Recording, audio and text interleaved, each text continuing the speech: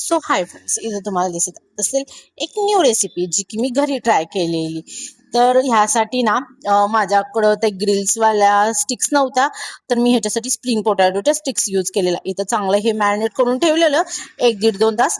तर हे होते पनीर बार्बिक्यू आणि मी इथं ह्या आपल्या स्प्रिंग पोटॅटोच्या स्टिकमध्ये हे सगळं ऍड करून म्हणजे त्याला लावून घेत होते आणि मस्त असं चटपटीत दिसत होतं.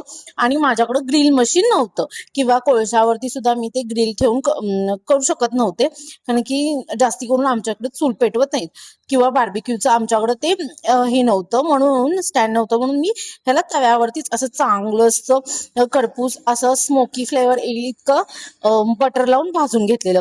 तरी पण ते खूप छान झालेले. जर कोळशावरती केले असते तर अजून छान झाले असते.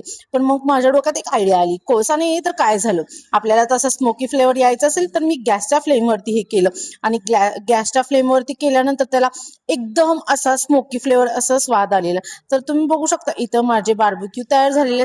तुम्हाला जर याची रेसिपी पाहिजे असेल तर मला फॉलो करा आणि हा व्हिडिओ जास्तीत जास्त शेअर करा, लाईक करा आणि कमेंट करा रेसिपी म्हणून.